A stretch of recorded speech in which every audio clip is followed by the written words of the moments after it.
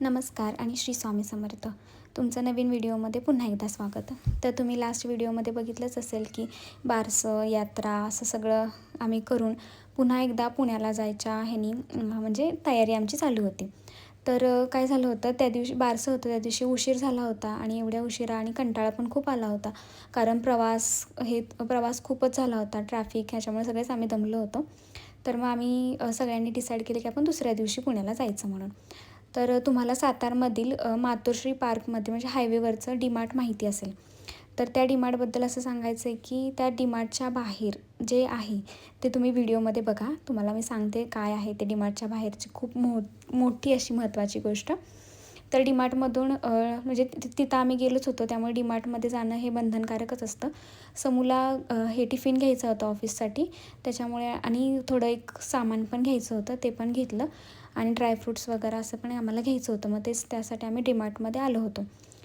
तर मग तुम्हाला सांगते की पुढं व्हिडिओमध्ये अशी कोणती प्लेस आहे की तुम्हाला तिथं व्हिजिट करणं खूप गरजेचं आहे. त्यामुळे व्हिडिओ पूर्ण बघा आणि शेवटपर्यंत नक्की बघा. तर हा माझा असा साधा सिम्पलच व्हिडिओ आहे. याच्यामध्ये काही असं स्पेशल असं केलेलं नाही आहे. गाव सोडून पुन्हा एकदा पुण्याकडे किंवा असं म्हणजे रोजच्या कामाकडेच सुरुवात होणार आहे. त्यामुळे जरा थोडंसं हे वाटत होतं, गावाला आलं की मन फ्रेश होतं, सगळ्यांच्या भेटीगाठी होतात, ते तर सगळं होतच राहतं. तर डीमार्टमधून आम्ही सामान वगैरे घेतलं आणि बाहेर पडलो. कारण आम्हाला नाही म्हटलं तरी 3-4 वाजेपर्यंत पुण्याला निघायचं होतं. कारण तो दिवस पण असा आमचा हेच जाणार होता, प्रवासातच जाणार होता. त्यामुळे थोडं उशिराच निघायचं ठरवलं होतं आणि गावातून निघताना शक्यतो पायी लवकर बाहेर पडत नाही. त्या पद्धतीनं आम्ही डीमार्टमधून काय काय घेतलं ते बघा. आणि डीमार्टमधून बाहेर पडलं की तुम्हाला दाखवते ती एक गोष्ट म्हणजे हा आपला हायवे आहे सातारा पुणे मुंबई, आणि तिथले सगळ्यात बेस्ट म्हणजे कोणतं तर शेलार वडेवाले आणि मिसळ हाऊस आहे. हे नाही म्हणजे हे माझ्या ताईचं आहे, म्हणजे सगळ्यात माझी मोठी ताई म्हणजे अक्का आहे आमची, कांचन शेलार, तिचं हे हॉटेल आहे. तर आमच्या सगळ्यांचा पहिला आणि शेवटचा स्टॉप गावाकडे यायचा किंवा गावावरून पुण्याला जायचा तर हाच असतो. तर तुम्ही नक्की व्हिजिट करा. याच्यामधील पहिल्यांदा जर काही खायचं असेल तुम्हाला तर पहिल्यांदा आवडीने वडापाव खायला विसरू नका. आणि दुसरी गोष्ट म्हणजे तिच्या हातची मिसळ. हॉटेल म्हणजे गावाकडचं आहे पण खूप छान आहे, स्वच्छ, ॲम्बियन्स वगैरे खूप त्याचा छान आहे, नीटनेटकेपणा. कारण स्त्रियांमध्ये नीटनेटकेपणा हा असतोच, त्याचं हे उत्तम उदाहरण तुम्ही बघू शकता व्हिडिओमध्ये. खूप छान अशी प्रशस्त बैठक व्यवस्था आणि किल्ले प्रतापगड म्हणजेच की सातारची आठवण करून देणारं आणि सातारमध्ये तुम्ही आला आहात याची जाणीव करून देणारं हॉटेल म्हणजे शेलार वडेवाले. तर नक्की व्हिजिट करा. सातारचे लोक जर कोणी असतील, व्हिडिओ बघत असतील, डीमार्टला ये जा करत असतील तर नक्की शेलार वडेवाले यांच्या हॉटेलवरती एक स्टॉप घेऊन टेस्ट करा आणि मला कमेंटमध्ये सांगा की आम्ही गेलो होतो हॉटेलमध्ये म्हणून. चला तर मग, आणि आमची सुरुवात झाली. आम्ही दोघी मिसळच घेतली होती खायला.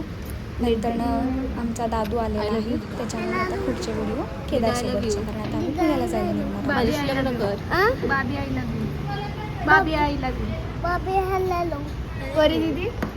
परी दीदीला समज नको तिथं.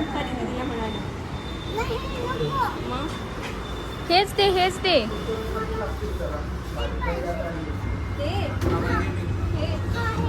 थंड आहे, जरा बाहेर काढून ठेवूयात. थंड आहे ना, थोड्या वेळाने पी. थंड आहे. आत्तूचं हॉटेल आणि मनाला त्याला जे आवडतं ते हक्काने घेणारा आत्तूचा लाडका भाचा.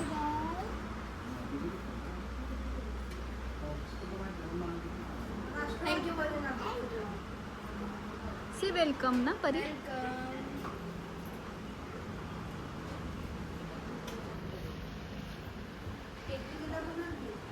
उसाचा रस.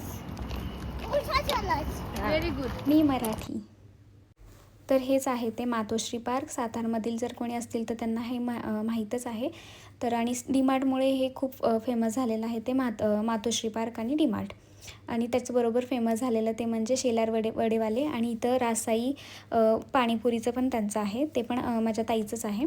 आणि सेकंड आता आम्ही पहिला गेलो होतो ते उसाचा रस, कारण गरमी खूप होती आणि आम्ही मिसळ वडापाव वगैरे पण खाल्ला होता, त्यामुळे आता उसाचा रस तर पिलाच पाहिजे, त्यामुळे आम्ही उसाचा रस प्यायला गेलो. कोणाकोणाला आवडतो उसाचा रस कमेंटमध्ये सांगा. व्हिडिओ तुम्ही शेवटपर्यंत नक्की बघताय ना, कारण मला समजत नाही आहे तुम्ही फुल व्हिडिओ बघताय की नाही माझा. तर तुमच्यासाठी हा एक उसाचा रसाचा ग्लास. सगळं खाल्लं पिल्लं. त्याच्यानंतर मग आम्ही निघालो ते पुण्याकडे रवाना होण्यासाठी. सुट्टी संपली होती. गाव, यात्रा, प्रवास हे सगळं म्हणजे प्रवास खूप अवघड असला किंवा ट्रॅफिक असलं, कंटाळवाणं असलं तरी गावाला गेल्यावर मन शांत होतं. सगळ्यांच्या भेटीगाठी होतात, काहीतरी असं छान छान प्रोग्राम्स असतात, फोटोशूट असतं, हसणं मजाक सगळं काही असतं ते गावाला गेल्यावर. कारण गाव हे हक्काचं ठिकाण असतं आणि तिथे आपण सगळेजण एकत्र मिळतो. कारण शहरामध्ये प्रत्येकाची घरंही वेगळी वेगळी असतात, वेगवेगळ्या ठिकाणी राहत असतो.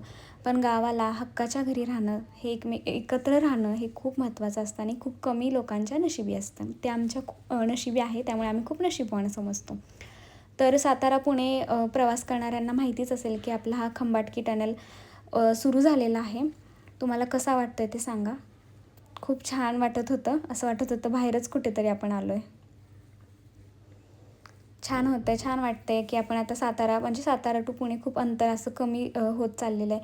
आपण आपल्या साताऱ्यात हक्काने कधीही आणि लगेच पोहोचू शकतो असं.